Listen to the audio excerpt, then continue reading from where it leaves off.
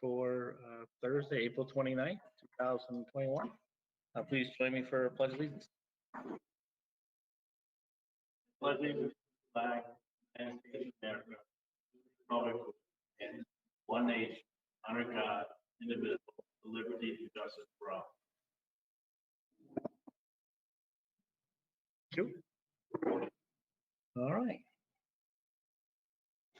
Just like that, we'll get into our agenda and start moving through everything. Got a lot on the agenda this evening to review. Chris will start off with the review of the police chief applications, if you will.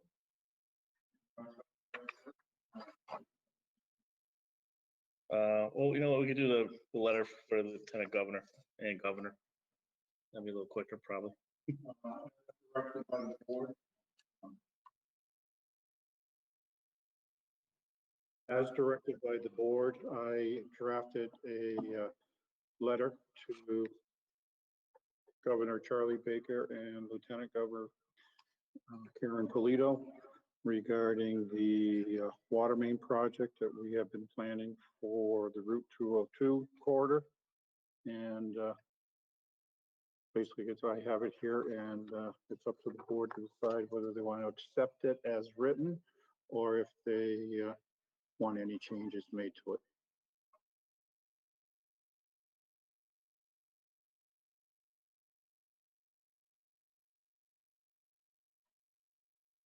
Oh, I think it reads good. Jen, Jay, thoughts? I'm very happy with the way it reads.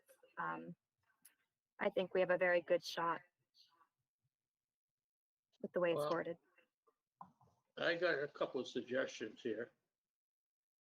On the first paragraph, when we talk about contributing funds, should we put the amount that was previously quoted to us of $360,000? So the governor will have an idea of what we were quoted. But does it matter, Jay? We're not asking for money. Well, I think We're we literally should. just asking.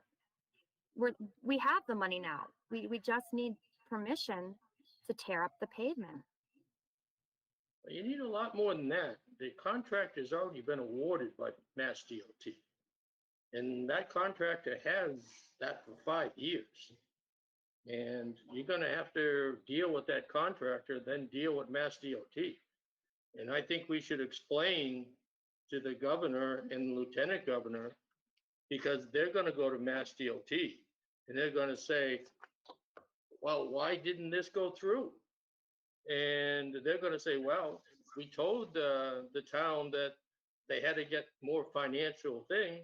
And I think we should explain to the governor that we were $200,000 short, but because of COVID pandemic, we were restricted from having a gathering for a special town meeting. So he knows why we didn't do it. It's not like we didn't do our due diligence. We were restricted from doing it per his executive order.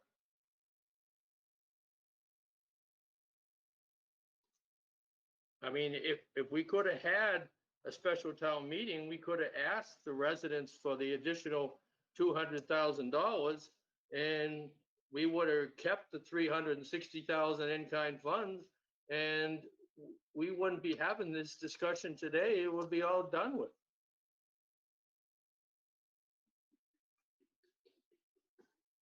What if we put in towards the end something to the something that talks about, we look forward to hearing from you and speaking to your office regarding this letter or this matter. So it gives them the opportunity to reach out to us, or reach out to Chris to discuss it further. Because obviously you can't, I mean, there's so much that could go into a letter, and there's also so much that gets missed when you just have to write one letter. So maybe if we're asking the governor's office to reach out to us, so we can, you know, it can be further discussed and go from there. We asked our politicians in June to reach out to us, both our senator and our House representatives. And according to Mr. Martin, when he said, invited them to have a meeting with us, nobody replied to him. Well, Eric Lesser reached out to us because he was actually here at one of our meetings, and that was one of the topics. That wasn't in June, Glenn. That wasn't in June. That was in just a couple months ago. We're talking last June when we reached out to them. And we reached out again in October. I remember reaching out in October. I know, I can just speak. I remember at one point, in Lesser's office, early at the beginning of the year, they asked to meet with us. And I know it was more of his annual meeting. I understand that, Jay, but I just want to be fair that I know we did meet with him. That did come up in discussion. That was his yearly meeting. No, and I know that. I just said that.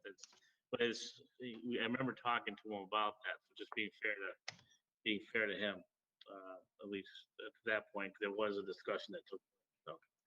So, but I mean, but here I think if we're writing directly to the governor, the governor's office, along with the lieutenant governor, I think it's worthwhile for us to put in a letter that we look forward to hearing from them or from his office regarding this. And I truly find it hard to believe that the governor's office won't reach back out to us in regards to it as a follow-up. I found it hard to believe that our local representatives from the state didn't reach back to us either. No, and I get that, Jay, and I'm completely with you on that. That is frustrating to me as well. But here we are reaching out to the governor of our state, of the Commonwealth, and I would hope that us being a town in the Commonwealth, that they'd reach back out to us and at least discuss this matter a little bit further after receiving a letter. Yeah, but I don't believe anybody realized the impacts that COVID-19 had overall. I mean, if we had a mayor could have readjusted his funds. If we have city councilors, they could have readjusted their funds. Even if we were like South Hadley with selectmen as representatives, we could have readjusted our funds. But we don't. Our funds are adjusted at town meeting by the voters. That's the only way that we can do it. Well, like I said, we can, we're going to send the letter. I believe that's what the board wants to do.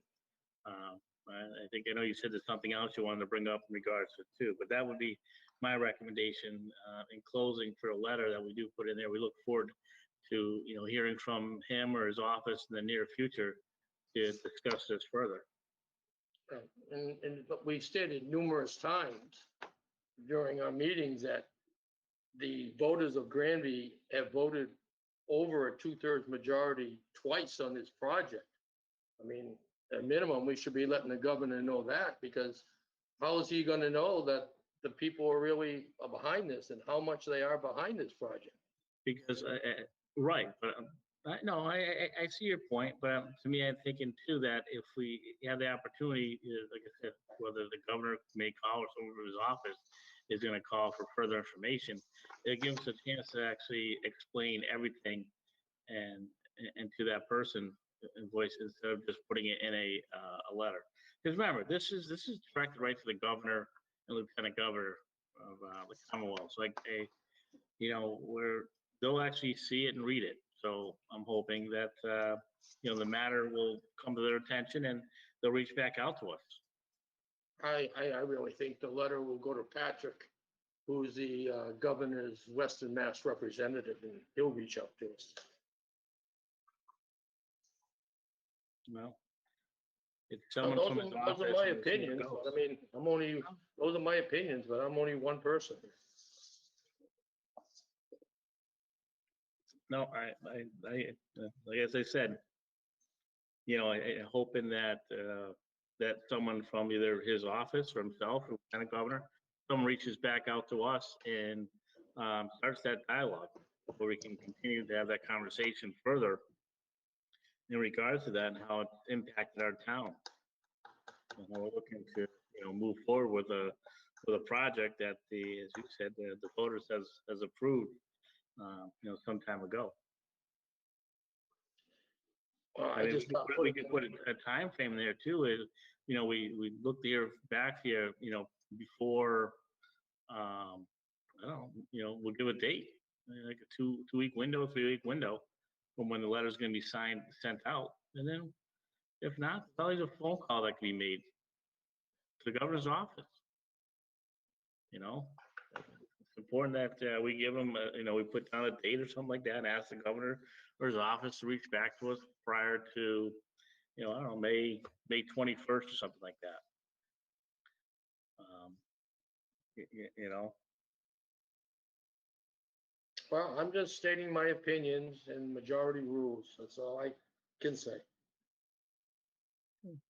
no, I'm not, I hear you, Jay. I think the points you made are important, but to me, I think those points are better served if they're done, say in person, but it's gonna be on the phone, but in person, if you will, to have that conversation, and instead of trying to have it with the in a letter, even for his, his Western Mass rep even comes to one of our meetings and gives us a chance to talk to him or something like that, and brings that back to the governor.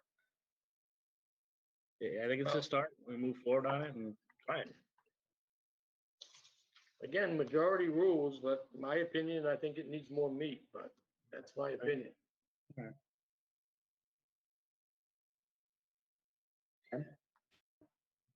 I have a couple grammatical changes, but other than that, I'm happy with the way it reads.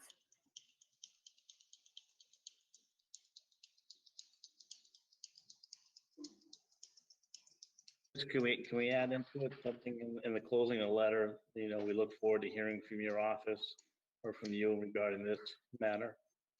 And if you reach back to us before such and such date, would be greatly appreciated. It kind of gives us a time frame to work with. If we don't hear back, we can.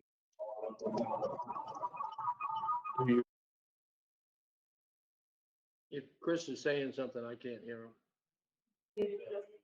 You want me to include some of Jay's comments also in paragraph 2, basically, in that last sentence? I mean, I guess the only thing I can see adding about the vote that the town took. It talks about how the town voted, what the town is asking for. I can maybe see putting that into the letter, maybe worthwhile, just to kind of talk about how the town, the residents of Granby had voted for this. And I think that may speak to our commitment to the town. The town is committed to it. Yeah, and the infrastructure changes will not only improve the revenue to the town of Granby, but it'll also improve the revenue to the state of Massachusetts for businesses that come in.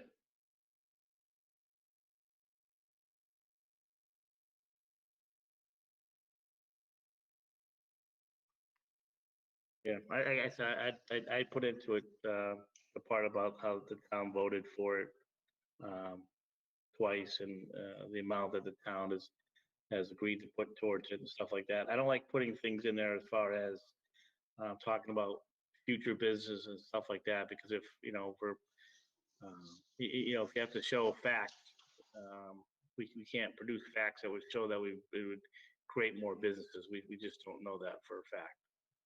That's my only concern with that. So.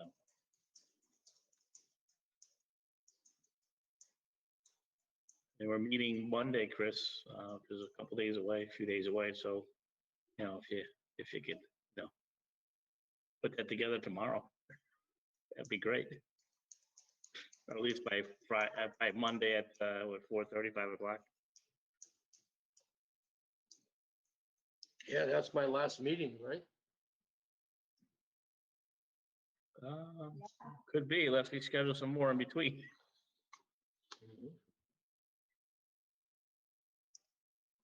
So so we can move forward on that on Monday, and we'll meet early enough Monday will be the first thing on the agenda. So if anything needs to be changed in the letter, it can be done then and there. That way, it's this board that's signing off on it and sending it forward to the governor's office. I think it's important. All right. We look forward to the next draft come Monday. And you thought that was gonna be quick.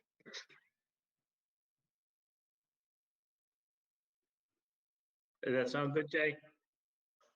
I will review anything and everything that's given to me. All right, that sounds good. All right, we'll move on to, We do the warrant, the draft warrant. sure. Let's do the draft warrant.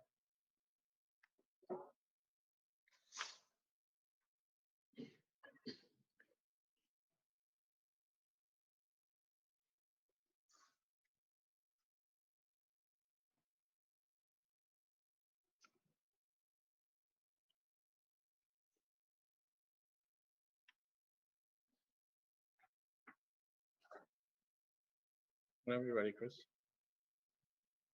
I'm ready. Oh, sorry.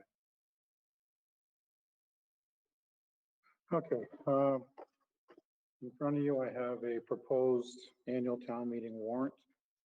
I had talked with the chair of the Board of Health.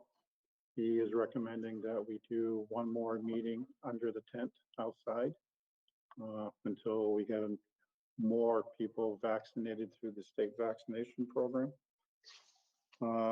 What we are proposing is Saturday, June 5th at 9 a.m. And then we're looking with a rain date of June 7th at 6 p.m. Does the board have any issues with either of those dates?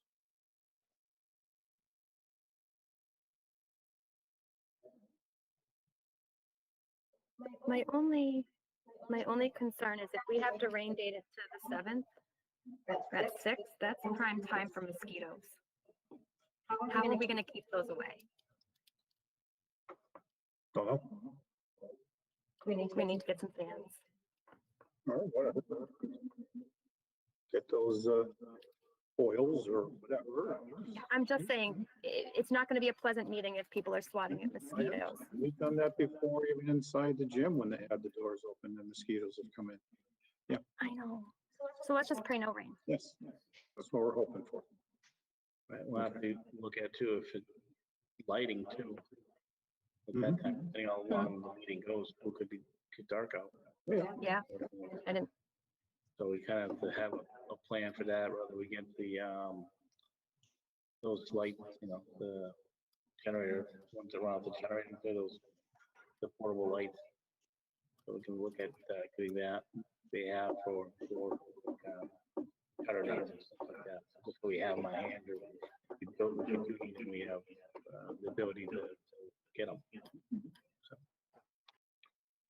All right, what we are doing is like last year, basically it's going to be comprised of about 10 articles. Article 1 will be to consent agenda. 1A is authorize the board to conduct certain Everything's echoing on you, Chris. Huh? Everything is echoing. I can't understand you. It's echoing. I don't know. I don't see any other mics on. It must be just the. But I mean, I think you could ask anybody else on here with me that you can't understand you because everything's echoing. I'm not blaming you. It's just a fact. Do you want me to speak softer, Jay? That sounds better. Okay, I'll speak softly then. Article 1A deals with certain activities that the select board's allowed to do for fiscal year 22, which is basically to sell land of low value that is in tax title, to accept federal and state grants and expend without as set forth in the appropriate application, and to enter into a contract with Mass Highway for construction and maintenance of public highways for the ensuing year. 1B deals with compensation for various departments. Cemetery commissioners to dig graves and maintain the equipment and grounds of cemeteries at a wage rate no less than the minimum wage. Board of Assessors to be compensated $15 per parcel for necessary field work and data collection. Board of Health or their consultants to receive a wage rate of $35 per inspection or specific required activity. Members of the Planning Board or their appointees to receive compensation at a wage rate of $65 per inspection. 1C is to allow the Conservation Commission to charge a fee of $75 for each site inspection deemed necessary by a quorum of the commission. Article 1D is to accept perpetual care gifts. First one is Charles H. Mayhew, $1,565. Roger E. Belanger, $3,145. John J. Gillespie, $775. Thomas J. Batchelor, $775. Donald C. Sadler, $1,565. Geraldine Carney, $775. Article 1E is to authorize the revolving funds. Item A is Parks Oversight Revolving Fund, $40,000. Charter Day Revolving Fund, $50,000. Planning Board Revolving Fund, $50,000. After School Activities Program, $20,000. Dog Revolving, $13,040. Library Revolving, $2,000. Article 1F, to see if the town will vote to authorize departments to enter into agreements in accordance with Mass General Law, Chapter 40, Section 4A for fiscal year 2022. That chapter of the law allows us to enter into agreements with other intergovernmental agencies without having to go out to bid. 1G is to allow the selectmen to appoint a member of the selectmen to a position that is under the supervision of the board as allowed under Mass General Law, Chapter 268A, Section 21.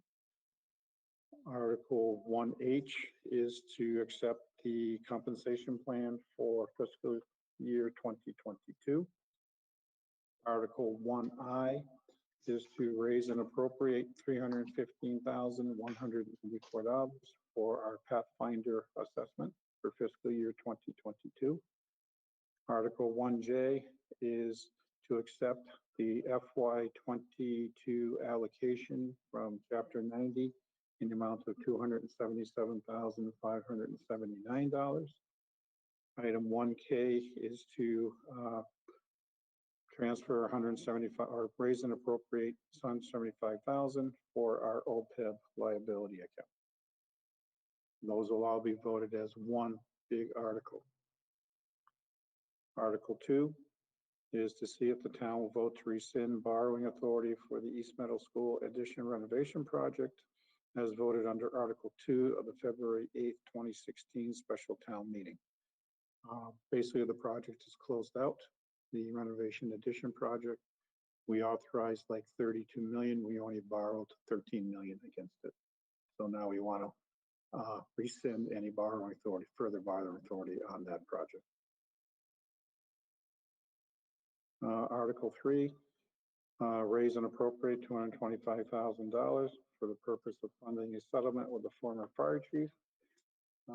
As a result of arbitration hearings we've had and future potential arbitration hearings and the problems with having hired our former fire chief under strong chief law, we, on advice of the Labor Council, have decided to try and enter into a settlement to be done with the former fire chief and to have him resign from his position so we can start moving forward and have a rebuilding process for the Granby Fire Department.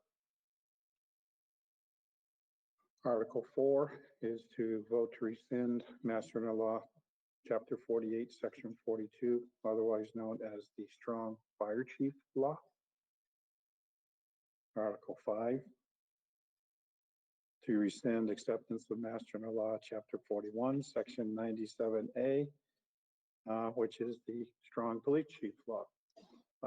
Those were tabled at our meeting last year, and the board did ask that I put this one on in addition to the fire chief one, because we were going forward with the fire chief one on advice of council, and along with the settlement that we are asking town to pay for. Article 6. I assume you mean the other two board members, because I didn't. Yes, myself, you I didn't. weren't involved, Jay, because it was best for you not to be involved. Okay, Article 6, $100,000 to continue with our tree removal project. To date, I believe David said he's taken down over 1,000 trees, and he has maybe about another 100 to 200 trees to take down. So this should be the last appropriation for that project.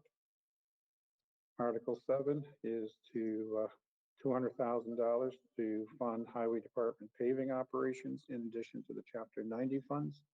We have not been getting proper Chapter 90 funds to be able to maintain our roads, and therefore we are trying to supplement the Chapter 90 with local funds so that we can get more work done and get our roads taken care of in a better manner. Article 8 is for $50,000 for the construction of the Veterans Memorial. I was contacted by by the chairman of the Veterans Memorial Committee. With all their fundraising, they are short $50,000 for the construction of the wall up by where the old Aldrich Hall used to be. And a lot of that has to do with, because of the COVID pandemic, they weren't able to conduct a lot of fundraisers for the last about year and a half. So they're asking if the town will assist them. Article 9 is to appropriate $37,358 for tuition for Smith Vocational Agricultural High School students. We have 2 students that are going there, and we have to pay them a tuition because the programs that were offered there are not offered through Pathfinder. However, Pathfinder just started a plumbing program last year, but the student that was in the plumbing program at Smith was in it a year before Pathfinder started. So he's going to be allowed to continue until he graduates from Smith Vocational. Article 10 is $60,000 for the purchase of a vehicle for the fire department. Article 11 is $54,613 for a marked cruiser for the police department. Article 12, $291,500 for a townwide communication system. Article 13, $73,695 for a truckload plow for the public buildings department. Article 14, $10,535 for a single person lift for public buildings department. Article 15, $14,605 for a snow thrower attachment for the mower for the public buildings department. The reason we're doing this is we purchased the large new mower for Dufresne Park for mowing of the fields and everything. Well, come to find out, we're able to buy a snow thrower attachment to put on the front of it, so we'll be able to continue using it year round and be able to use it at the public safety, which will allow us to move snow at a better rate and more efficient manner than trying to go in with snow blowers, shovels, and a plow truck. So we are going to be using it there, and we could probably use it at maybe a couple of our other areas that we have issues. Tightness. Looks like that Cadillac paid off. So.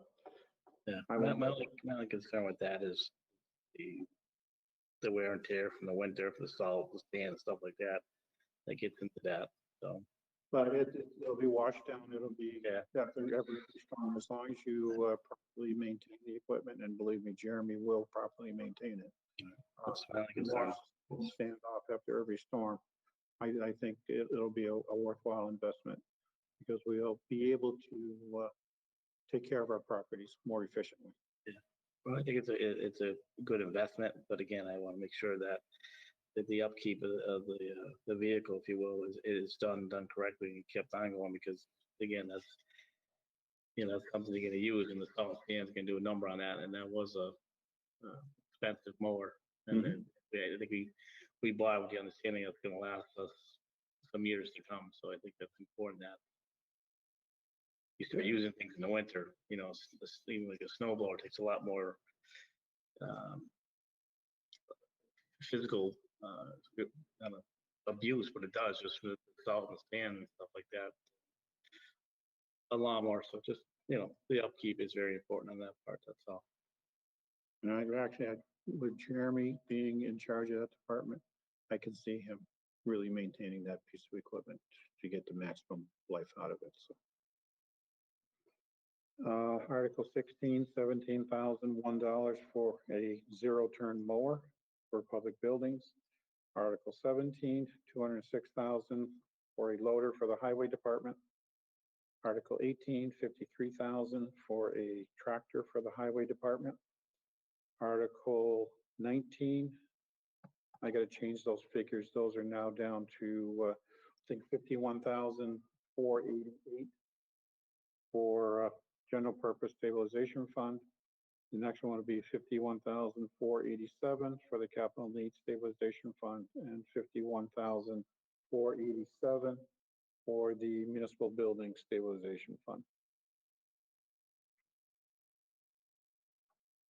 Article 22 is $51,598 for a pickup truck for the school department. Article 23 is $4,493,200 for the purpose of funding the in-kind replacement and updated controls of the unit ventilators at the Granby Junior Senior High School.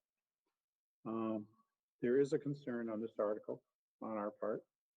If you look at what I gave the board for the capital request for this project, there was basically 3 numbers that were given as part of the estimate for the cost of doing this project. There was a high budget, a proposed budget, and a probable budget. The high budget, which would include state-of-the-art energy efficient systems and controls, came in at $13,965,600. The proposed budget, which is a low budget, is the in-kind replacement with new ventilators. That's $4,493,300.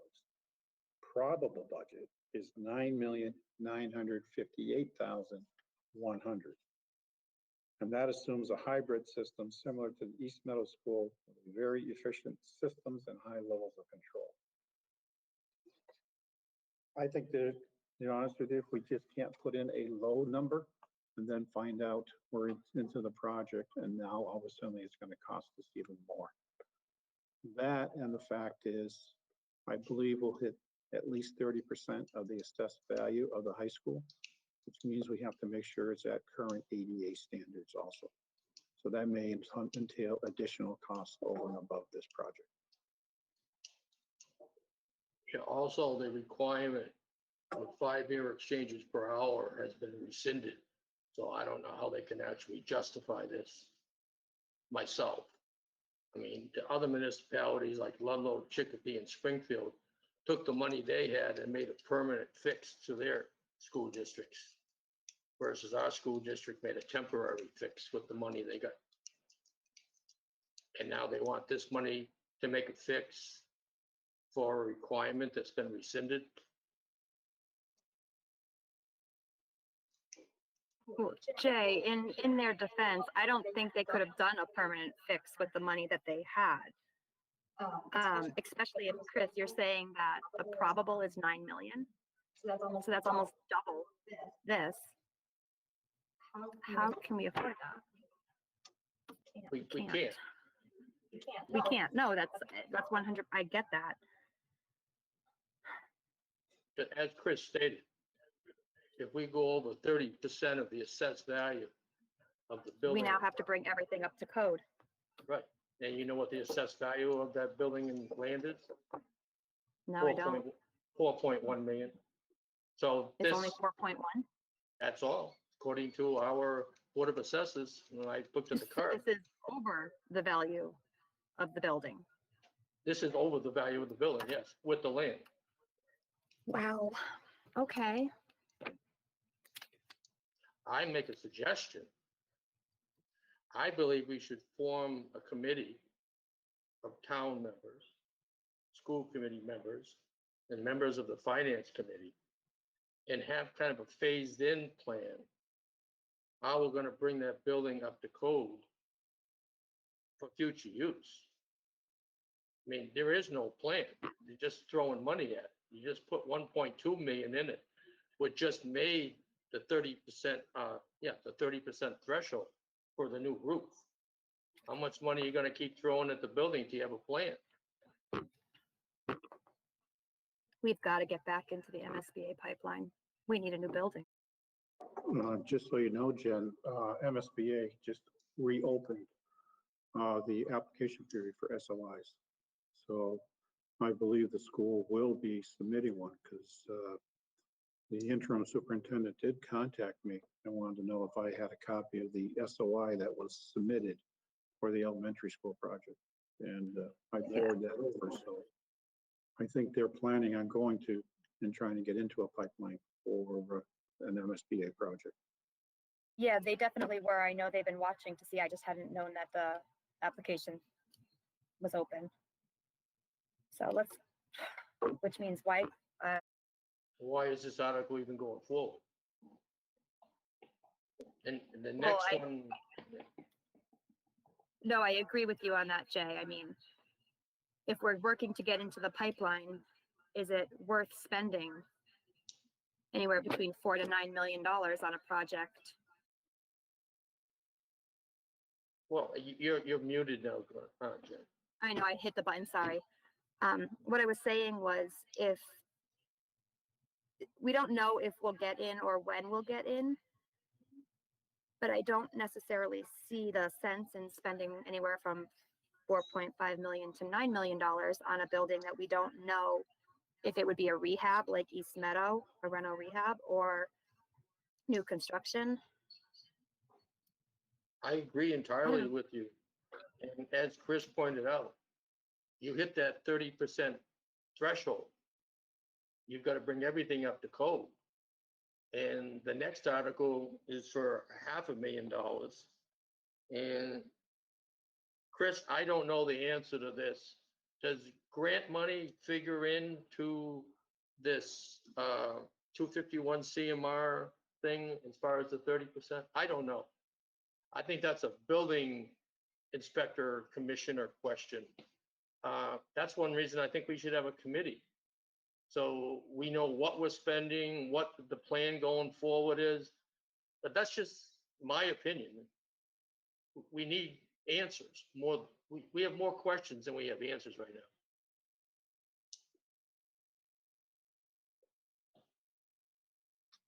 Okay, I think you make a good point there, and I would agree. I think we should have something set up for a committee or something to look at the future use and the money that's going to be spent in that building, with the school committee maybe taking part and looking at a new school or something like that.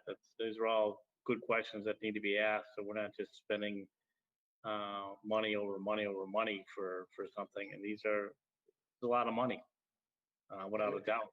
I think we need good, reasonable, and responsible answers to what holds for that building for the future too. An example would be the West Street School. We're still paying on its roof and we're not using it. I don't want to see it happen again. No, that's just a true statement. Yep. I think we should just pull those two articles myself, 23 and 24, until we find out where we are and where we want to go. And I think our building inspector has to be included because he's the one that knows, or commission or whatever title he has now. So we know what our phase limits are to do to these buildings, so we don't get hit with all these pre-existing non-conformances all at once. And I know what you know, I know Glenn knows what I'm talking about. No, I definitely think some more information is definitely needed. I mean, if building in the land's worth 4.1 million, how we spent 4.5 million on a, And that's according to the assessment's card in our assessment. Actually, the two articles, you're talking 5 million. I'm sorry. right, yeah. If you're looking at this article and the next article is 566,000 just for the gym. That's right, and that's only part of a And that's phase price. Phase one. Right, well, when I look at this, I mean.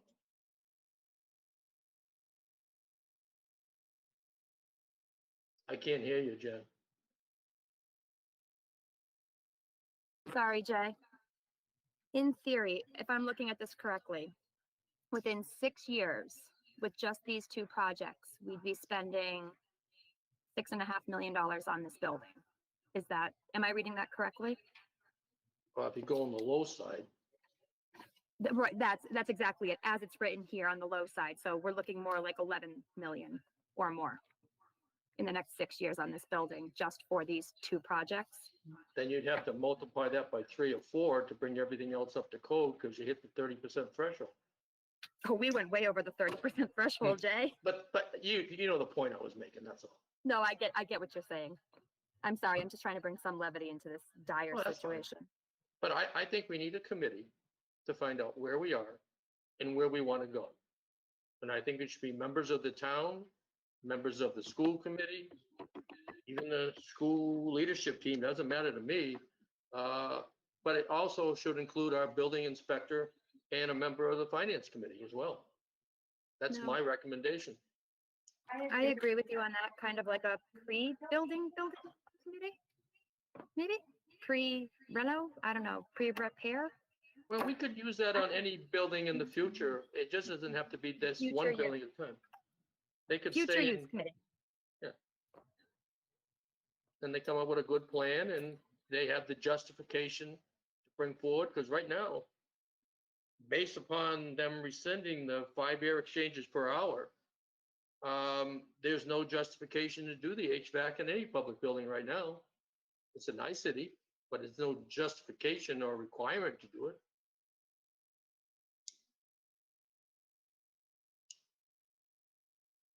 I mean, it's the same thing we have with water every year.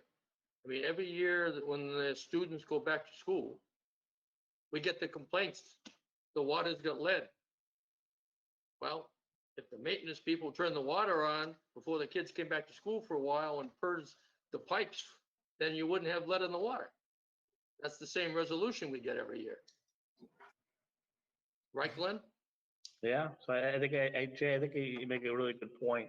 We're setting up some type of committee, and especially the people on it, as far as people from the town, people in the school committee, and some of the personnel from the schools, some residents, the building inspector, the finance committee. I think it's for a good point and for future use of that building. You know, I don't think I think a lot of people would say the same thing, that the building's in need of a lot of different things, and it's time to really take a serious look at it and what needs to be done, and take you know, look at appropriate actions for the future. And I think we could use that same committee for West Street School. We could use that same committee hypothetically for any public building. Yeah. On an outcome, it's something that we have to look into the future, like Jen said. No matter what we do, we got to justify the expenses to the taxpayers. Absolutely, and I think you're on the right track, and I think it sounds like Jen's in agreement, and I would be, or I am too. So I think that's forward with that. Maybe just by pulling those two articles at this point, it is $5 million. At least we'll speak to the one that's the 4 point 5 million, and then the other one that's there too, but I see, probably pulling them both at this point and, reassessing that down the road as far as, in the very near future, putting together a committee to act on such things, at least for the purpose of building the high school, and then kind of move forward from there. Jen? Yeah. No, I agree with you. I'm not happy about it. I mean, I wish we could do these things, but I can't justify spending this kind of money right now on a building where we don't know its future.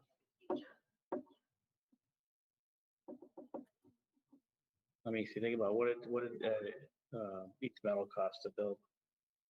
It's 17 million of it, Chris? It was about 23 million when you include OPM, architect fees, all that stuff. The actual contract itself, I'm going to say it was around 21 million to construct. And I know the junior senior high school is a lot bigger. Yeah, but some years later, but just look at the price tag, you're almost talking about, even the high school was, 25, 30 million to build. Just look at what we're talking about spending on something else that doesn't even get you close to what you need. Right, we're spending almost half of what it would cost to build. Or at least, definitely at least the start of it. And then, If you look at $500 a square foot, say, to build the high school at the size of the building, it's about 16 million.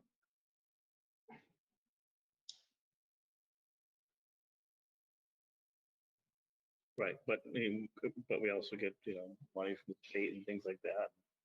You go from there, but I think that's, I think they put together, like you said, there's two different probably committees that's going to work on that in the near future from the school committee. And I think, yeah, I just can't see spending that kind of money right now.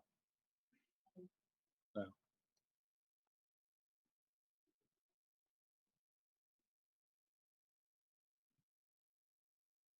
My opinion. I can't hear you, Chris. Yeah, I'm you, Chris. Yeah, I'm you. Move my mouse off of it. So we're going to pull Article 23 and 24. And if need be, we can always bring them forward at a future special town meeting for funding. Okay. So Article 20. A good point, and that's to remember too. There's an avenue for us if we need to ever go back and readdress it. Okay. That you? Oh, okay.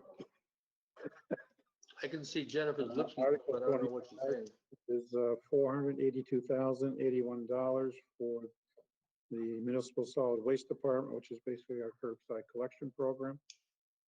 Article 26 is $237,421 for operate the sewer department. Article 27 is $400,435 to operate the ambulance department. Article 28 is the rest of the town budget. Basically, it says raise, appropriate, transfer from available funds, such funds as may be necessary to defray the expense of the town, including debt and interest for the ensuing year. That's all the other budgets that we vote. That's usually the long article. Article 29 is to transfer $152,400 from capital equipment needs stabilization to reduce the tax levy. That's the debt service associated with the articles or prior capital purchases that were authorized by the Capital Improvement Committee. Article 30 is to transfer from the bond premiums $12,959.42 for the purpose of reducing the tax levy. That is because when we borrowed, we received bond premiums. Bond premiums have to be amortized over the term of the note, and this is the FY22 portion of the premiums that we receive. Article 31 is to allow us to assess taxes to the personal and real estate property in the town of Granby. Article 32 is to amend the town bylaws of the town of Granby by deleting the existing volume 1 and replacing it with a new volume 1. Volume 1 are the general bylaws of the town of Granby that Al Wishart had come in front of the board and presented. I talked with Al and he thought it was a good idea just to do it in one big fell swoop. I don't know if Al's on here still. Yep. But him and I have been talking that maybe he'll see if maybe we can find a way for Alex to be able to broadcast the presentation that Al made with GTM and be able to present that and then just answer any questions subsequent to that. Al, do you have anything to add to that? No, I was gonna say I did talk to, or I emailed back and forth with Alex, and he had suggested, like we already were doing, publicizing the forum that we did. One of the other options, and that maybe this is more of a question for the moderator, like you and I had talked about, Chris. Rather than me going through the entirety of all those changes, presenting it. I mean, you could be there a while.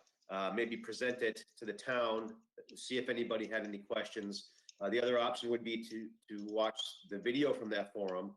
However, Chris, when you and I talked, I thought that was shorter than it was. That's closer to an hour than it is a half hour. So that's really what I wanted to mention to you. You and I talked about that, playing that video. It is longer than I thought it was. So just food for thought. So you're saying we're gonna have to buy lunch for people? As long as it's coming out of your budget.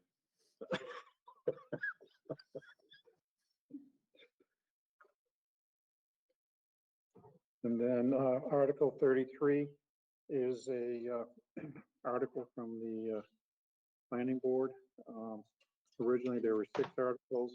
5 of the 6 articles were pulled for future submission to the Board of Selectmen. Basically, this is adding a new section under retail and services of the use regulations to allow large-scale ground-mounted solar voltaic installation mounted on top of a canopy constructed over a parking lot, and renumbering all the sections because this was inserted halfway into the thing. So this has been run by town council. Town council had no issue as to form. However, he did want to look into Article 33 a little bit further. And if it helps you, Chris, he can contact Belchertown because we copied theirs. We copy what Belchertown had for that. Okay, I'll just let you know that you. I just thought it'd make it easier for everybody because the planning board asked the energy committee and we did it. We copied Belchertown. Doug is the planner up there. Oh, he's also a selectman now up there. Doug Albertson. If you want a point of contact. So did the board have any other issues with any of the articles? I have a couple questions. Article 10, what vehicle for the fire department?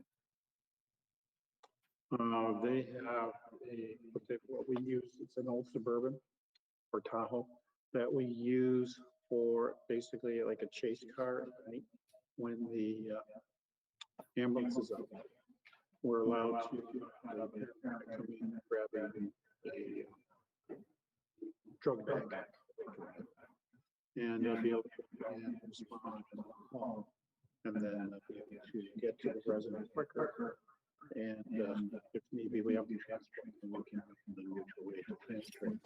However, that vehicle's getting old, and it's like a 2004, so it's really time to replace it. Okay, I want to go back also to Articles 4 and 5. Strong fire and strong police. I 100% agree with strong fire. And I think it's beneficial to the town because as the law is written, our fire chief is king. We can't get around that without rescinding strong fire and going to weak. However, strong police, I don't necessarily see it as in the best interest of the town. I think the name, and I think this because this is how I felt last year, because I was 100% on board with bringing both forward, thinking if we were going to bring one forward, we should bring both. However, I think I was stuck on that because of the word strong. And if you changed it to nonpartisan, I think we would look at it differently, because they are two totally separate laws.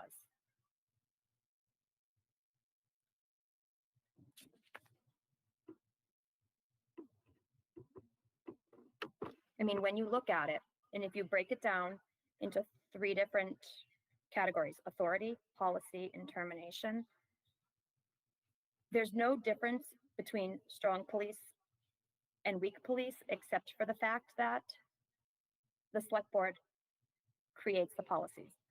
Right now, the police chief creates them and we approve them, or we don't and they approve, or we don't say anything and they approve, or we say, no, we don't like this, goes back to the drawing board. Honestly, I think that adds more work for the select board. That's not necessary, because there's no other difference in those laws. Termination stays the same. Authority stays the same. I don't necessarily, where there's a huge difference between the 2 fire laws. As a strong fire, our fire chief hires and fires employees without any of the board's say-so or recommendation. We don't even get asked. He makes all the rules and regulations, or she, I'm sorry, I shouldn't say that. There's no select board approval looked for or needed.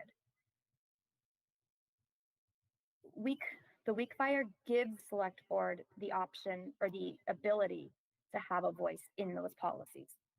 Very similar to what the strong police does. If you look at it, strong police and weak fire are more similar than strong.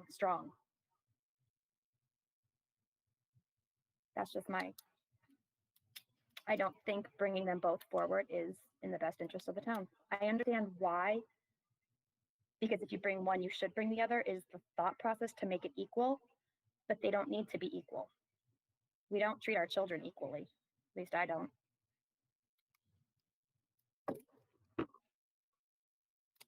Jay, do you want to weigh in?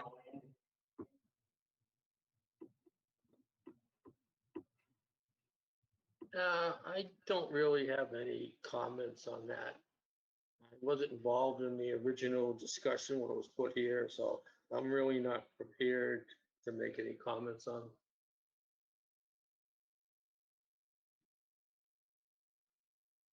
I guess what the way I look at it is, if you are bringing one forward, you bring them both forward, and to me that's so that the town residents, the voters, have the opportunity to hear, listen, and choose what they feel is right for their town. That's the way it was done previously. That's how it was voted on, and it came about to the town. Have a strong chief on both sides. So that's kind of the way I look at it, that it should go back. They were voted in at 2 different times. I understand they were voted in by 2 different times, but it's still, they were voted in by the voters. So that's what I'm saying to, you know, to me, if you're looking at one, and I just said, we looking at one, we look at both, and you give the opportunity to the voters to choose what they feel is best for their town. That's the only thing. They are similar and they are different. You know, same thing. Just you know, you mentioned about the strong fire chief, but also with the strong police chief. That person hires and fires as well. The town affirms the appointment of the police chief. This police chief will bring that person in front of the board, and the board affirms the appointment. Right, but to my understanding, if Chief Wishart were to bring somebody to us and we say, no, he's not hired, am I correct in that? From my understanding, he has the ability to, the person is hired. I don't know the specifics of that question. Okay, but I do know that the fire chief doesn't even have to bring them forward to us. There's no requirement there. They have full autonomy. really want to get into a debate. My only thing is that I see bringing one forward is to bring both of them forward. And we talked about this last year. I think it's important that we bring information forward, and maybe we could have people from the town, town council, our current police chief, current fire chief, and people that can speak educationally about it and inform the people that want to listen and hear about it, and let them make the decision. That's my thing. To me, if you're going to bring one forward for one, bring them both forward and give all the information and knowledge that needs to be there, and let the voters choose. That's what occurred before. Same thing. It was brought in front of the town, was presented the reasons why, and it was voted on, and the town chose what they wanted in place. I think it's the same thing to me. To me now is to do that. I get to vote on it as a voter when it comes up. My personal views, what I feel is correct as a voter is different than, I don't say different, but to me, sitting here is my job is as a select board member is to bring things forward to the town, to let the town decide what they feel is appropriate for them. And at that meeting, I have my vote as a voter.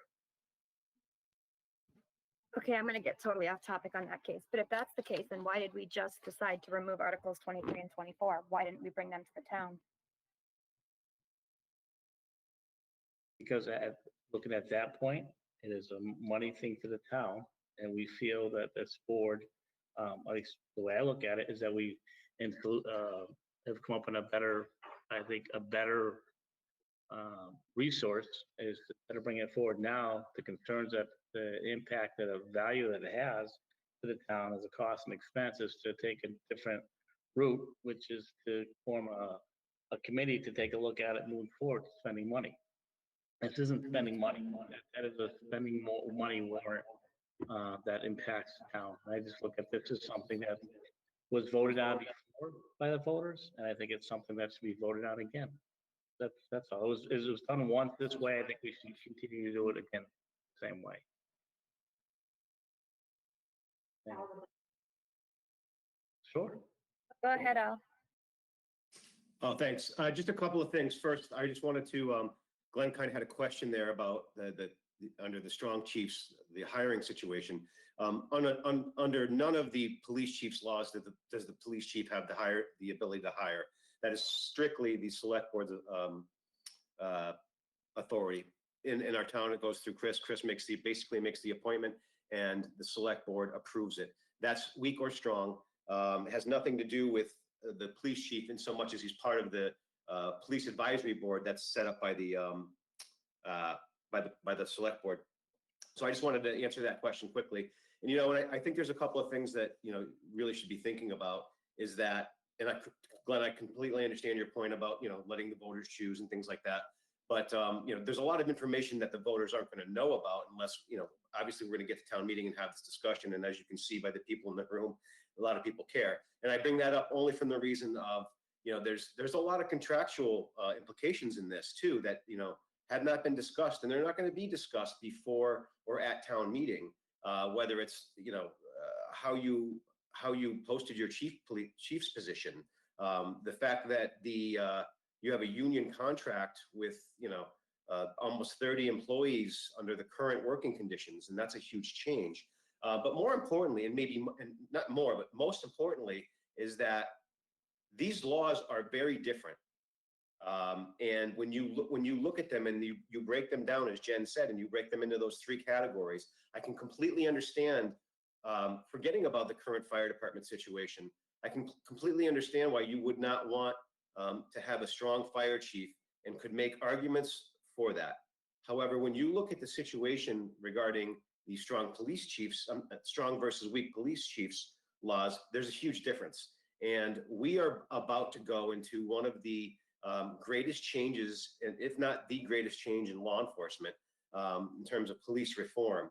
And putting that responsibility for policy determination and policy drafting on the select board, it's a crazy thing to do. It's a, you know, I would not suggest that. I would strongly advise against that. It's something that you don't want to do. Generally speaking, you know, select board members aren't going to have the inside knowledge of law enforcement and of policy changes and things like that. And that responsibility would be solely on the board. And it's not like you can designate that even if you were to say, Al, well, we want you to do it though, Al. Well, that's still your responsibility. And I think you really should think about that, because there's there's a lot of implications that we're not talking about. And we could talk about this for days. And I understand that you guys probably don't want to do that tonight. But this is a bigger issue than just doing it for one, because you're doing it for both because you're doing it for one. And I really hope the board, you know, would take a really strong look at this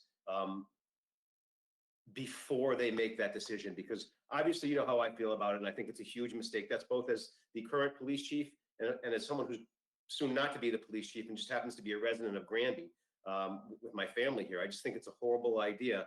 That law exists for a reason, and to have you know, select board members be basically completely in control of the police department with no autonomy for a police chief to make decisions, that's a scary thing. And anyway, those are the things I think you should really think about before you allow this to go to a vote. It's a much bigger deal. It's not as simple as saying, well, if we did it for the fire department, we should do it for the police department. There's a lot of things that this will have a domino effect in, and I just think it's a really bad decision for the town. So thanks for listening. Thank you, Alan. I appreciate that very much. And I think you made a lot of very good points as to why to keep a strong chief. And that's kind of what I'm talking about, is that I think if someone's given the opportunity to present and explain to the voters, and I'm anticipating that the voters would come up with what they feel to be the right decision. That's the only thing I struggle with is this piece here, whether or not, you know, this is our decision. And I think when, you know, the town voters have the say,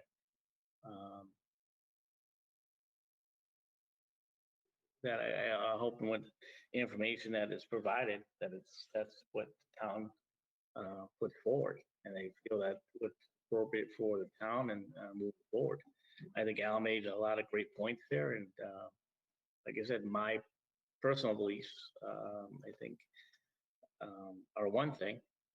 How I feel about the strong chief for both, and but again, I just look at it, if we're looking to bring one forward, and then Al kind of disagrees that, and I'm not putting Al out there, just based on what Al said.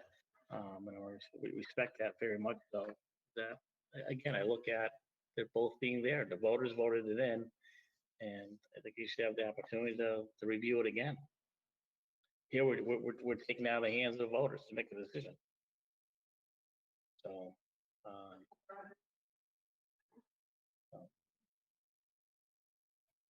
I don't agree with that.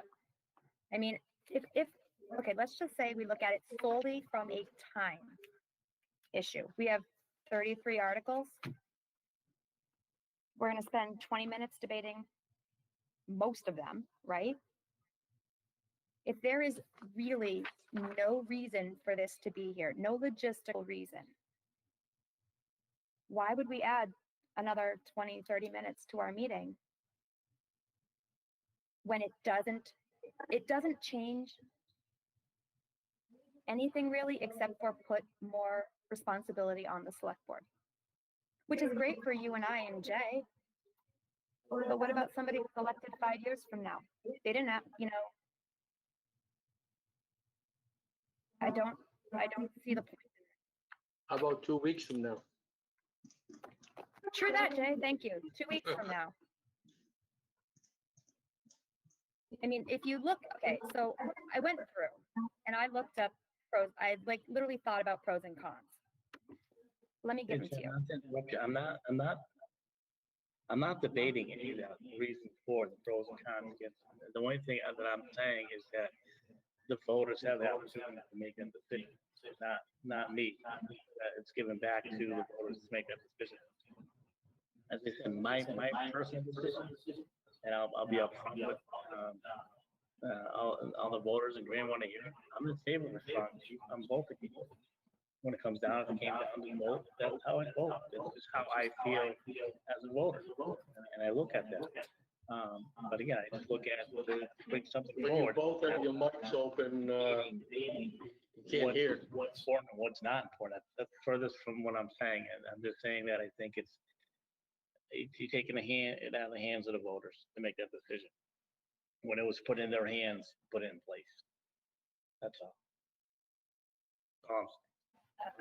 I'm not going to argue it anymore. I'm just going to say one last thing. If we're going to do that, we might as well put back the 2 articles in for the school. Let the voters decide. Then you're gonna add 2 hours to your meeting. Yeah, well, to me, that's not apples to apples. One is we're talking about a finance part of the portion, and the other is something different. And again, you're putting one in there, but you're not going to put the other. That's the only thing I'm saying with that. That's all. And I'm not looking at either what's saying one's more important than the other. That's not what I'm saying. Saying that at all. I'm just saying to what I feel is the opportunity for the voters to make a decision. They're the ones that have it and voted on in the first place, and I don't know. I strongly believe that both are going to stay as such. I don't think anything's going to change at all. I think both will stay as such as they are right now. It's just my take on it from people that that have talked to me about it. Wait, I just think I don't think it's going to change. But when do these need to be signed by, Chris? For effective for the town meeting? 18th. All right, so I'm going to take a little more time than to kind of think about it myself, because I do I struggle with that, because to me it's a decision for the voters to make, not me as a person. Like I said, I have my own personal feelings and how I feel about it and what I think, but I'm trying to think as far as what my responsibility here as a member of the select board and what my responsibility is. And I think something to such as, again, it's something that the voters voted on many years ago to put in place. That's all. But that's where I stand right now.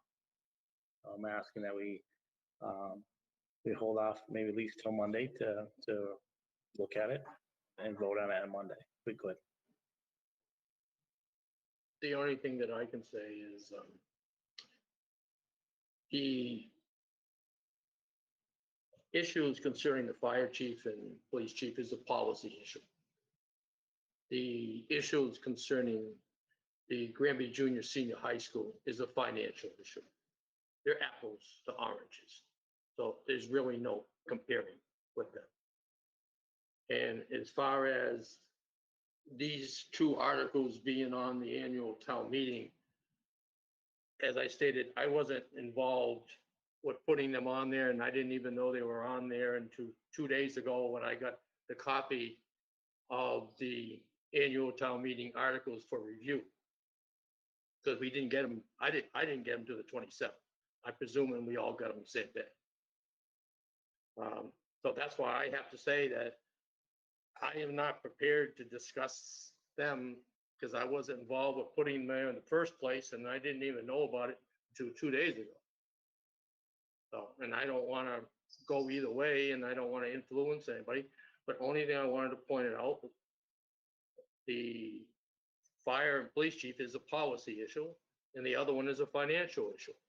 And the people of this town has elected us to be the executive board to oversee the town, and the majority of our responsibility, I believe, is financial. And I don't see any sense in putting something forward that can't possibly go into effect. For the simple reason is, 251 CMR is going to take whatever you're doing there with, I don't care if it's the low bid, the probable bid, or the high bid, it's gonna multiply that by 4 to 5 times as much. For the simple reason is, all pre-existing non-conformances have to be updated to the latest and greatest building codes. So I don't see wasting the people's time with that, and I don't see wasting the town's time with that. And like I suggested, I think we need a committee to see where we are, where we want to go. And I think it should include members, since this is a school building, include members of both the town and the school, the financial, and the building inspector / commissioner. Because he's the one that's going to say, according to the rules and regulations that he works by, what's allowable and what's not allowable with the school. And if we're gonna repair that building versus doing a wholesale replacement, which we definitely would need grant help with, we're gonna have to do it in a phased way so we don't interrupt 251 CMR, which most people call it the stretch goal. But anyways, that's my opinion.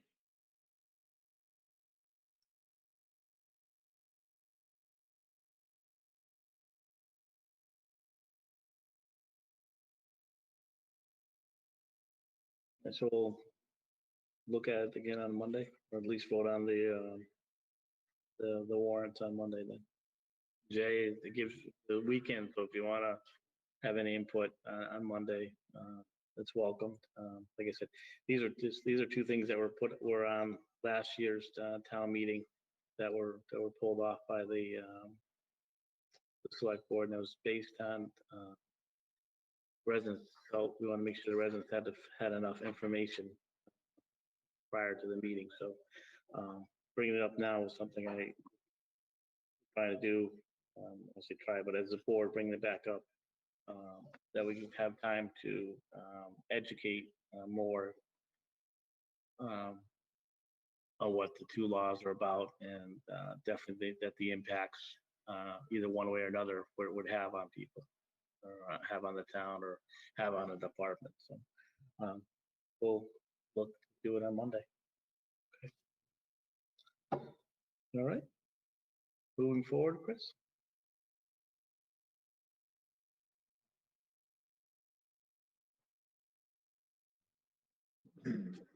Well, I don't know which is going to have more discussion of the next two topics, so let's do the police chief application. Number one, I have not handed out the applications to anybody, copies of the applications to anybody. We received 8 applications. I still want to petition this board to turn around and create a search committee with a number of applications that have been received. I feel it would be benefit the town to have a search committee go through them and bring back no less than 3 and no more than 8 if they want to bring them all forward to the select board. I think we should have members of the police advisory committee and a couple of residents in addition to that, to review these and bring it forward. Every other department head that we have hired, we've always had a search committee to review all the applicants and to weed out and bring forward the strongest candidates to this board for interviews and subsequent hiring.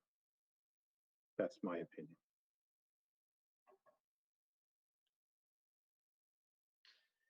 If you want my opinion, I would go a little farther than that. Al, you're still on the line, I see. I see AW still up there. I think we had this discussion a while ago about the competency and the knowledge of people about the police chief's job. And I believe you mentioned at that point in time, there's a police chief association that can guide and help with that. that a true statement? Are you asking me, Jay? Sorry. Yeah, I'm asking you. There is obviously the Mass Chiefs of Police Association. They don't do candidate searches though. Oh, okay, because just as been stated about the strong fire chief and the strong police chief, there's a lot of stuff I'll freely admit that I don't know. Because that's not my specialty. Does the Police Chief Association get involved at all with looking at candidates, or do they recommend, certain people that do or something like that? I don't know. Jay, again, if you're asking me, to my knowledge, they do not. But even if you did, even if they did, which I don't believe that they do, I would suggest being very careful of bringing, any outside of town group into town to make decisions for you, because you're really just, you're importing their politics for your own. So something to think about. Well, I was just looking at the school, how they did the school superintendent. They hired a recruiter to go out, take all the applications, give them the pros and cons to the school committee and stuff like that. That's all I was saying. I was using that as an example of what they did. And I presume they have some school superintendent recruiter. I didn't know if they had a police chief recruiter or something like that, that would have the unique knowledge that we don't have.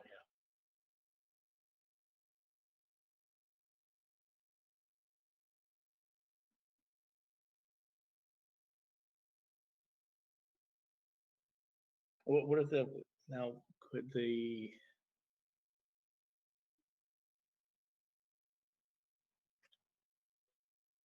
so if the board interviewed people, could we bring in somebody to sit, actually wouldn't be able to sit as a board member, but is be part of our interview process?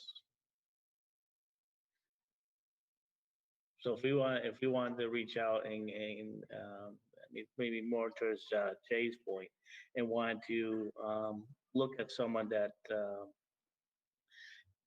has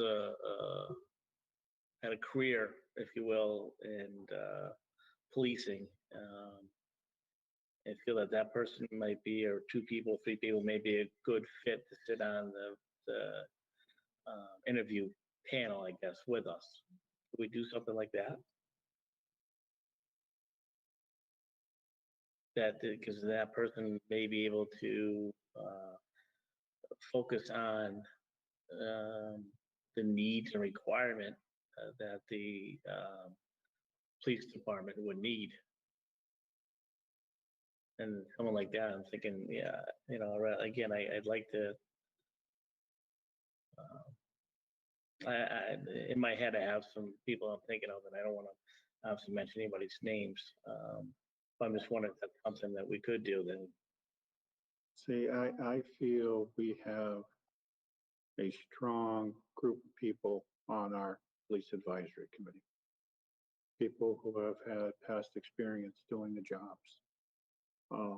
You have a representative who was on state police.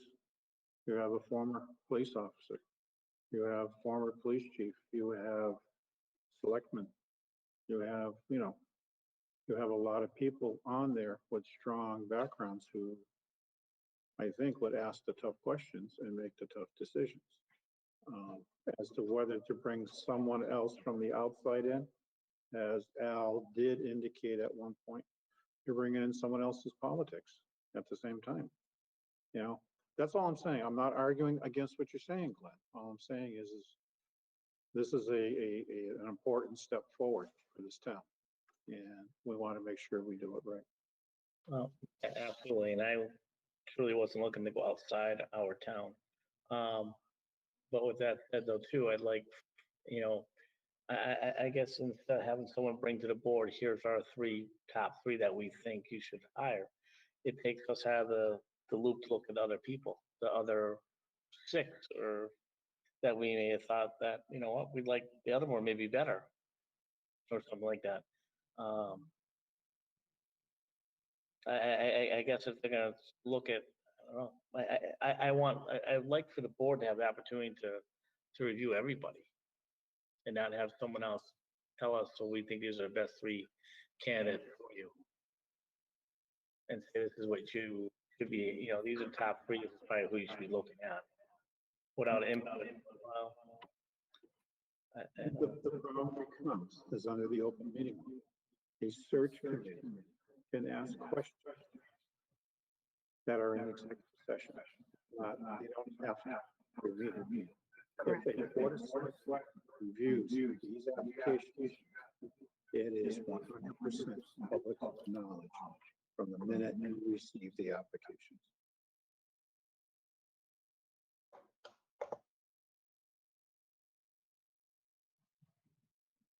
I don't see why not.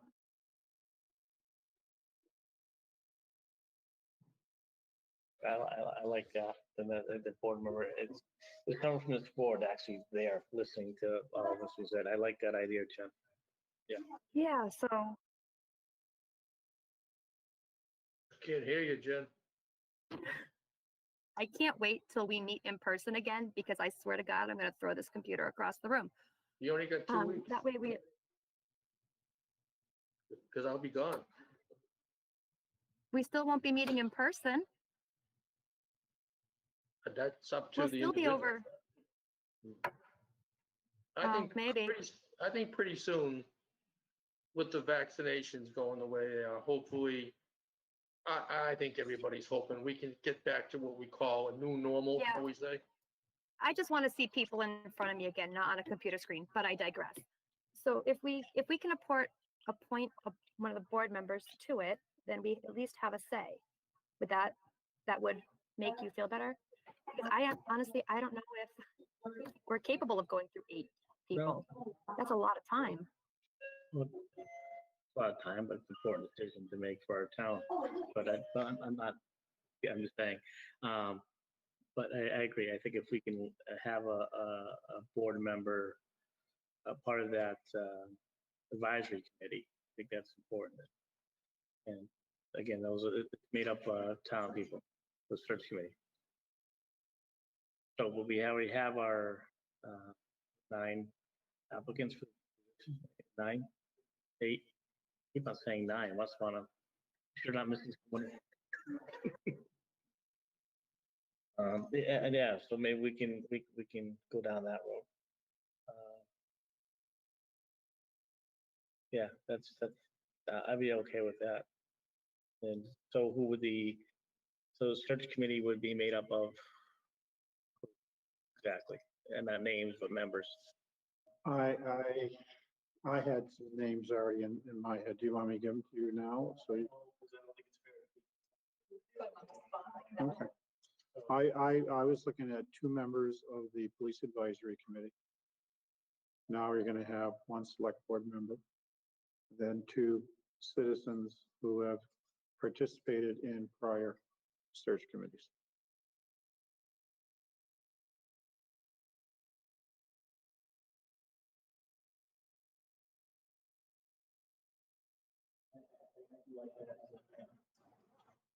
Thing. Yeah, I'd be okay with something like that. This is a member of the select board that's going to take part in it, and I feel that it's someone that's representing the select board now as well. Not that the other people aren't, but obviously there's a say that who's going to be there, because the person's going to be directly working with the select board too.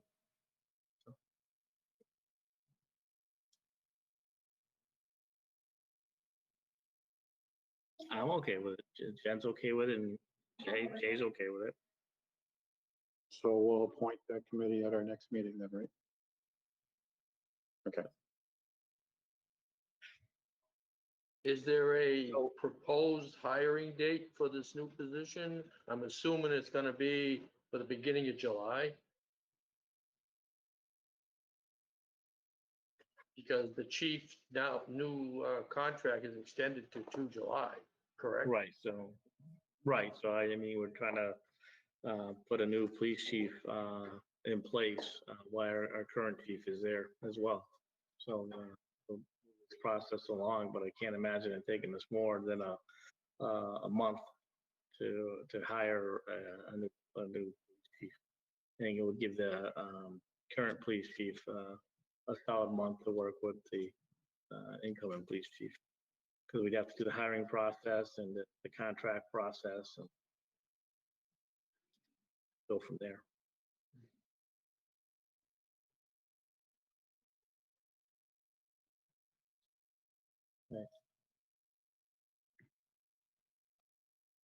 And then the last topic has to,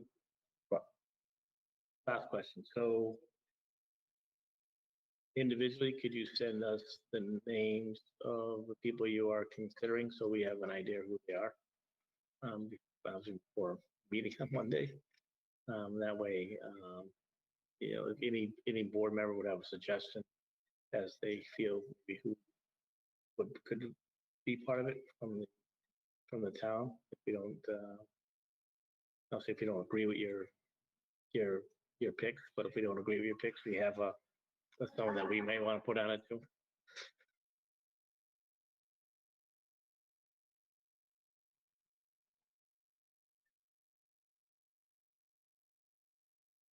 that's fine, whatever the board wants. All right, last topic is FY22 budget. FY22 budget. Basically, I do have a balanced budget. I did have a meeting with the Finance Committee, or actually representatives of the Finance Committee, to go over my draft budget. I know they met on Tuesday night, I believe it was, and they're coming back in tomorrow with more questions from the full Finance Committee board.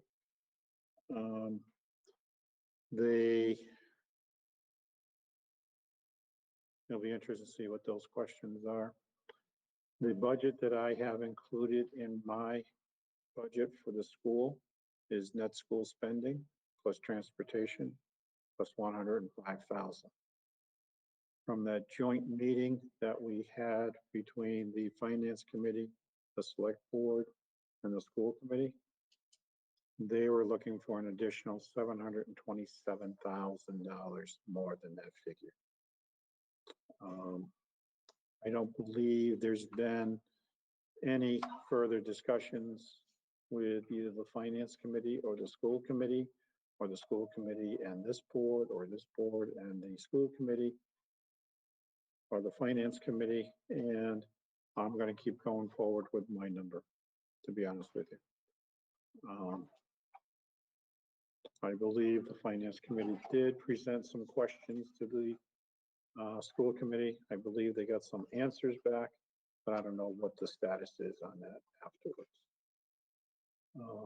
When I did go through the budget with the Finance Committee, under the Board of Selectmen's budget, they did have a concern with raising the stipend per board member to $5,000 a person.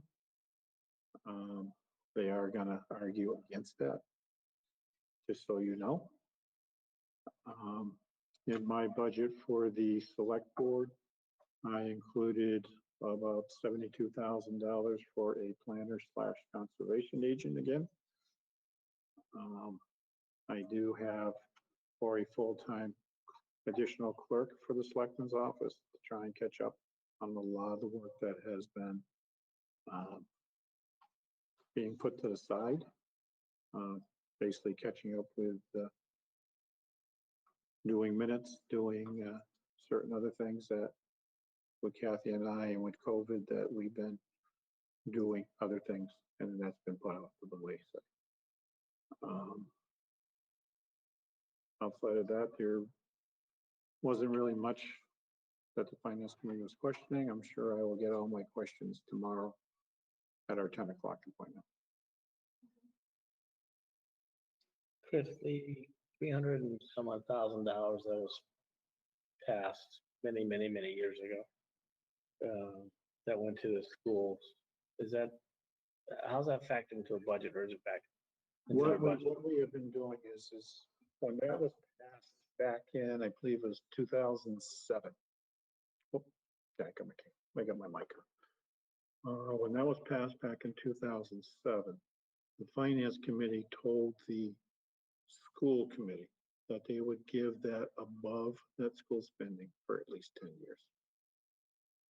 It's been sitting there for more than 10 years. They've been getting it. And what I've been doing is I started 2 years ago, and I started reducing it $100,000 per year to slowly wean the school off of the additional funds. This year's budget was at $205,797. FY '22 is $105,797. And then for FY '23, it'll be zero. Chris, what are we doing with the money that we're not allocating to them now? Where is it going? It's just going into the general coffers.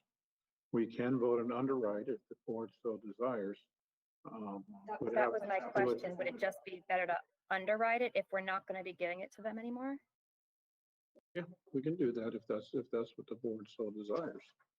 But that would have to be an article put on the annual town meeting warrant, and then a special election would have to be held to do the underwrite vote.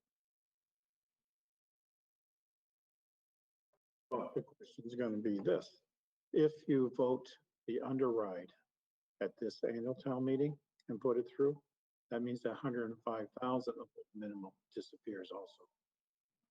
Oh, I'm not suggesting we do anything right now. I'm just wondering what's going to happen if 2022, 2023, if it makes sense, just underwrite it and save a little bit of taxpayers' money. That was my questioning. That'll be a decision of a future board.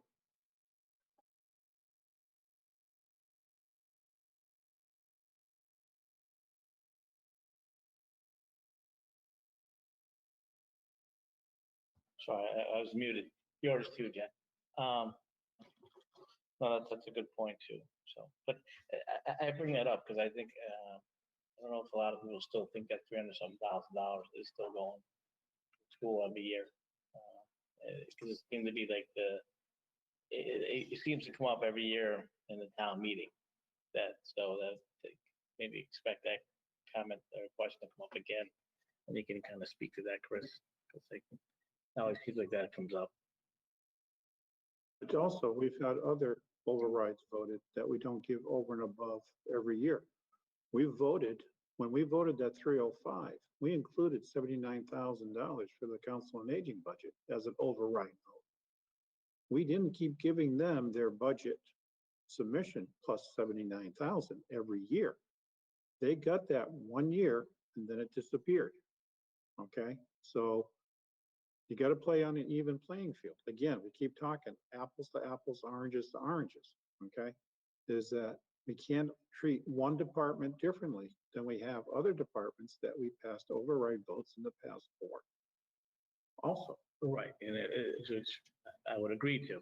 I'm just saying it would be, that question always comes up seems like it comes every year at the town meeting. Well, what about that $300-something thousand? So what is going on now is what people should understand and hear, that, okay, so regardless what side of the table, if you will, that you're on, you understand that $300,000 or so that was passed back in 2007 where it stands now, because some people still think it's going to the school. They don't, and you just speaking to it, that was a different part. So it's important. so the next question is going to be, is the Board of Selectmen going to fight the Finance Committee for your additional stipend for the FY '22 budget? You know what? Yes, I'm not fighting. 100%. I'm fighting for the people that come after me. Really, I mean, I've been doing this for 4 years. And I know that the time and amount of effort and time that goes into this, especially over the past year. And I think it's definitely, the select board person is definitely worthy of that. So, and again, it's not for me. I don't care if it starts after I leave.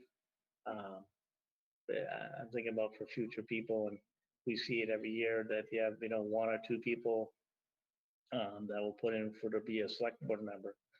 I think it should be a reason why people, are involved and they're being compensated. And that's to me a $5,000 stipend for a year, still minimal to what a select board member does compared to other cities and towns where it's up over $15,000 for some city councilors. So I think it's fair. I mean, I'll state my thoughts to the finance committee. It's $1,500 more.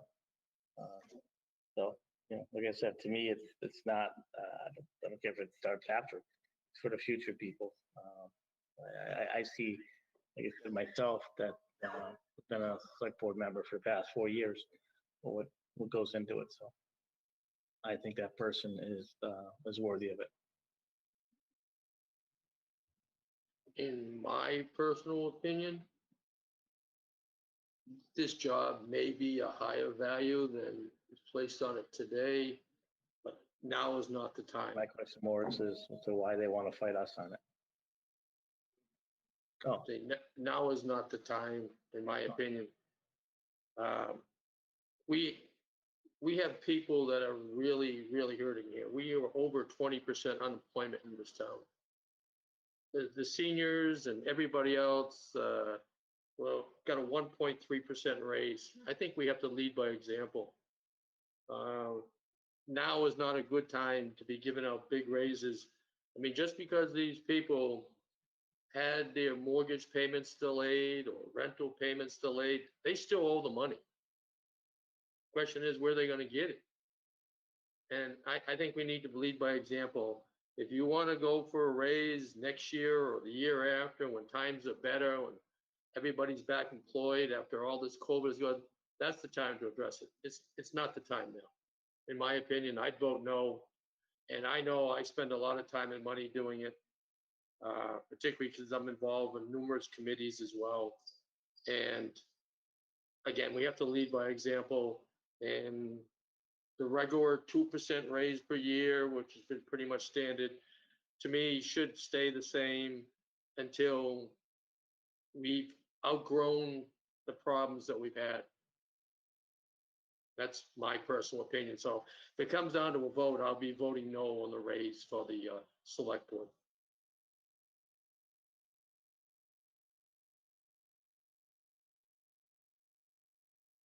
well, I think it will come down to a vote because I don't intend to have any intention of pulling it off the warrant. And nor do I. So, and then that's where it should lie. So let the voters decide whether or not they feel the select board members what they should be paid. Like I said, I have my view, my opinion on it, and I'm sure as you do, Jay, and a lot of other people do too. So, and that's fine. So people can vote as such. Like I said, I don't think it's not about me. I'm thinking about other people down the road that come after me. That's the way I look at it. So that's all.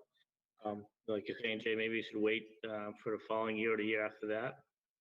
So it can come up now, it can come up after. It's something that it was kind of talked about. Looking at what we've done over the past year and what's occurred and what this board has dealt with. At least as a board member has dealt with, and sometimes you look, they said at that. So that can be put to the town members, and they can vote one way or another, and as such, I'm not gonna,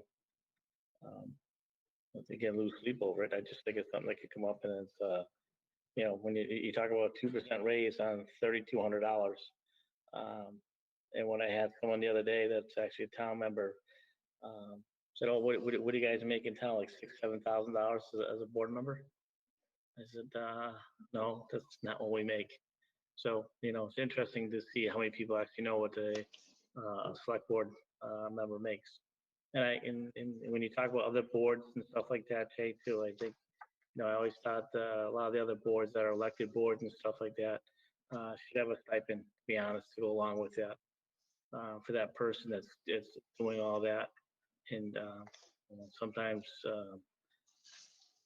who's coming on the scrutiny of people to make comments about people and stuff like that. And people are doing it out there running for public office on certain boards where there's no reason they're doing it except just to be part of the town. So that's my thought.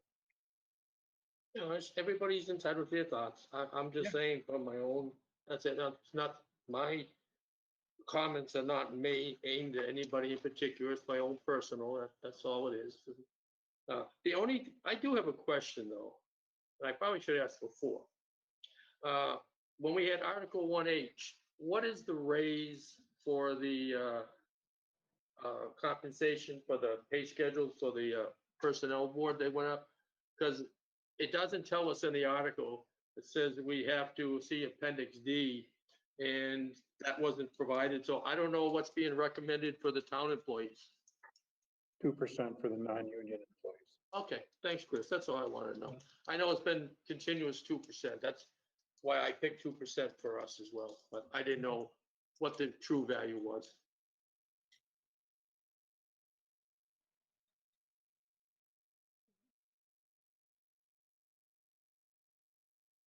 Anything else, Chris? That's all I, one other thing, Mr. Chairman, it's not on the agenda. We were contacted by the school department regarding the annual selectmen's scholarship. Does the board want to do it again for this year? I do. I think we've been doing it for many years. I think it's a tradition that we've done. Yeah. But I know over the years, Jay has always talked about like a criteria, and that would be nice to really kind of put something in place, because the select boards of, I think, whether it's this year or the following year, that's something we should work on. We should do it this year, the COVID and everything, but I think as a select board, I think we should, come up with a criteria for next year. So it does have the select board name attached to it. So I think we should have a definite criteria. And I know Jay's spoken about that before in the past. So. Yeah, because when I asked the question, what is the criteria to receive the Selectmen's Award? The response from the school, well, there is no criteria. I said, well, how do you decide? Well, we select someone. To me, anybody getting an award, there's got to be some type of criteria. Not Jane, and Jay, you make a good point, and I always believed in that. I think just over the past year with COVID and things, other things the board's been working on and dealing with, got distracted from something like that. I think we kind of talked about it last year as well. So I think for we make it a priority for next year that is something we come up with criteria that we want to be followed as far as it being awarded that money.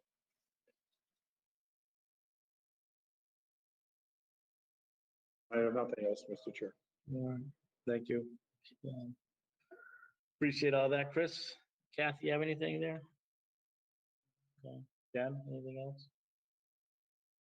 Actually, I just wanted to say thank you to Jeremy and his crew. There's been rave reviews about the trees that he removed from the trails at Dufresne's. People are very grateful that they were done, and he's gotten many compliments saying it looks fabulous, it was done quickly, and I wanted to publicly thank Jeremy and his crew for getting it done. Thank you, Jen. Nicely said. Okay. Yeah, I go along with Jeremy and well as all the other town employees and everybody through this area of COVID especially.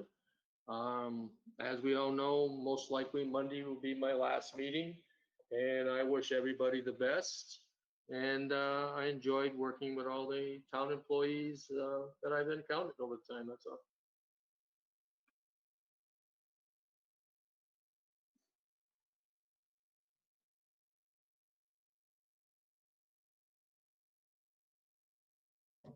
I'm sorry, I was on mute, but Jay, thank you. We'll see you. Can't talk to you on Monday, as obviously says in your last meeting, and I'm sure some of us will have some comments to make at that point. So I'll save mine for Monday. So, unless we have anything else, I'll entertain a motion to adjourn. Sorry, I'll move to adjourn. Is there a I second? second the motion to adjourn to Jen's house. Is there any discussion? Do you want to revise that motion, Jen, or are you okay with that? Did you hear? I'm okay with the motion as I made it. I second Jen's motion. Thank you. Thank you, Jay. Hey, just want to wish everybody a safe and happy night, if you will. And I know in the near future too, we'll start considering different things with some of the restrictions being lifted by the governor too in the near future. So everybody stay safe, have a good night, and take care. And thank you for participating and joining in. Thank you.